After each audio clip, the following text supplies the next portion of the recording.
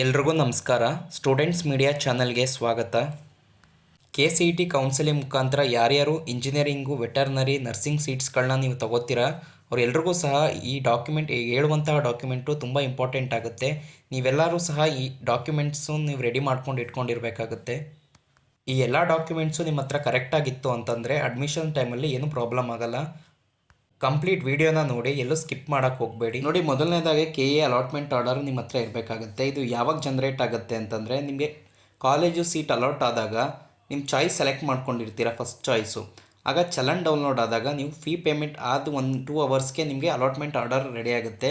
ಅದನ್ನು ನೀವು ಫಿಲ್ಔಟ್ ಮಾಡ್ಕೊಂಡು ಇಟ್ಕೊಬೇಕಾಗುತ್ತೆ. ಹಾಗೆ KA ಚಲನ್ ಕಾಪಿನೂ ಸಹ ನಿಮ್ಮ ಹತ್ರ ಇರಬೇಕಾಗುತ್ತೆ. ಫೀ ಪೇ ಮಾಡಿರೋವಂಥದ್ದು KA ವೆಬ್ಸೈಟಲ್ಲೇ ಚಲನ್ ಬರುತ್ತೆ, ಅದನ್ನ ಪೇ ಮಾಡಿಬಿಟ್ಟು ನೀವು ಒಂದು ಕಾಪಿನ ತೆಗೆದಿಟ್ಕೋಬೇಕಾಗುತ್ತೆ. ಹಾಗೆ KA ಅಪ್ಲಿಕೇಶನ್ನು, ನೀವು KCET ಎಕ್ಸಾಮ್ಗೆ ಅಪ್ಲೈ ಮಾಡಬೇಕಾದ್ರೆ ನೀವು ಅಪ್ಲಿಕೇಶನ್ನ ಡೌನ್ಲೋಡ್ ಮಾಡಿ ಇಟ್ಕೊಬೇಕಾಗುತ್ತೆ. ನೀವು ಯಾವಾಗಾದ್ರೂ ಸಹ KA ಅಪ್ಲಿಕೇಶನ್ನ ಡೌನ್ಲೋಡ್ ಮಾಡಿಟ್ಕೊಂಡು ಒಂದು 2-3 ಕಾಪಿ ಇಟ್ಕೊಂಡಿರಬೇಕಾಗುತ್ತೆ. ಅದಕ್ಕೆ ಅಟೆಸ್ಟೇಷನ್ ಆಗಿರಬೇಕು. Next SSLC marks card, second PUC marks card, ನಿಮಗೆ ಪ್ರಾವಿಷನಲ್ ಮಾರ್ಕ್ಸ್ ಕಾರ್ಡು ರಿಸಲ್ಟ್ ನೋಡಿದಾಗ ಬಂದಿರುತ್ತಲ್ಲ ನೋಡಿ, ಅದಕ್ಕೆ ನಿಮ್ಮ ಪ್ರಿನ್ಸಿಪಲ್ ಸೀಲ್ ಆ್ಯಂಡ್ ಸಿಗ್ನೇಚರ್ ಹಾಕ್ಸ್ಕೊಂಡು ಇಟ್ಕೊಂಡಿರಿ. ನೋಡಿ, next important caste and income certificate.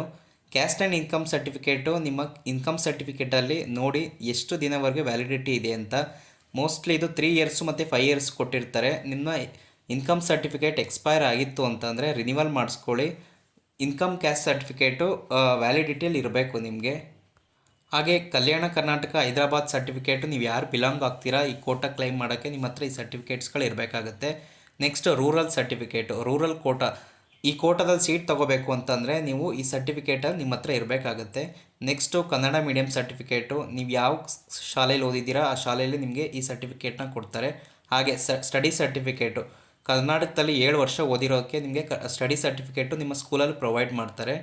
Next ಫೈನಲಾಗಿ ಇಂಪಾರ್ಟೆಂಟು ಆಧಾರ್ ಕಾರ್ಡು.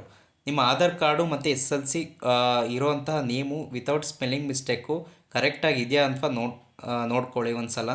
ಹಾಗೆ ರೀಸೆಂಟ್ ಫೋಟೋಗ್ರಾಫು ಪಾಸ್ಪೋರ್ಟ್ ಸೈಜಲ್ಲಿ ಇರಲಿ. ಈ ಎಲ್ಲ ಡಾಕ್ಯುಮೆಂಟ್ಸು ನಿಮ್ಮ ಹತ್ರ ಇರಬೇಕಾಗತ್ತೆ, ಒರಿಜಿನಲ್ ಡಾಕ್ಯುಮೆಂಟ್ಸು. ಹಾಗೆ ಎಲ್ಲದಕ್ಕೂ ಸಹ ನೀವು ಜೆರಾಕ್ಸ್ ಮಾಡಿಸಿ ಸೀಲು, ಸಿಗ್ನೇಚರ್ಸು, ಅಟೆಸ್ಟೇಷನ್ ಮಾಡಿಸಿಟ್ಕೋಬೇಕಾಗುತ್ತೆ. ಇವೆಲ್ಲ ಮಾಡ್ಕೊತು ಅಂತಂದರೆ ನಿಮಗೆ ಅಡ್ಮಿಷನ್ ಟೈಮಲ್ಲಿ ಯಾವುದೇ ರೀತಿಯ ಸಹ ಪ್ರಾಬ್ಲಮ್ ಆಗೋಲ್ಲ. ನೋಡಿ, ಹಾಗೆ 4th ಪಾಯಿಂಟ್ ಒಂದು ಮಿಸ್ ಆಗಿತ್ತು, ಕಾಲೇಜ್ ಅಪ್ಲಿಕೇಶನ್ ಫಾರಮ್ಮು. ನೋಡಿ, ನೀವು ಯಾವ ಪರ್ಟಿಕ್ಯುಲರ್ ಕಾಲೇಜಲ್ಲಿ ನೀವು ಅಡ್ಮಿಷನ್ಸ್ನ ಸೀಟ್ಸ್ನ ತೊಗೋತಾ ಇದ್ದೀರಾ ಆ ಕಾಲೇಜಲ್ಲಿ ನಿಮಗೆ ಕಾಲೇಜವರೇ ಅಪ್ಲಿಕೇಶನ್ ಫಾರಮ್ನ ಪ್ರೊವೈಡ್ ಮಾಡ್ತಾರೆ. ನಿಮಗೆ ಅಲ್ಲೇ ಇಂಟಿಮೇಷನ್ ಕೊಡ್ತಾರೆ ಯಾವ ರೀತಿ ಫಿಲಪ್ ಮಾಡಬೇಕು ಅಂತ. ಆ ಕಾಲೇಜಲ್ಲಿ ನೀವು ತೊಗೊಂಡು ಫಿಲ್ ಮಾಡಬೇಕಾಗುತ್ತೆ. ಇದಿಷ್ಟು ಈ ವಿಡಿಯೋದಲ್ಲಿ ಇನ್ಫಾರ್ಮೇಷನ್ ಕೊಟ್ಟಿದ್ದೀನಿ. ಧನ್ಯವಾದಗಳು ವಿಡಿಯೋ ನೋಡಿದ್ದಕ್ಕಾಗಿ.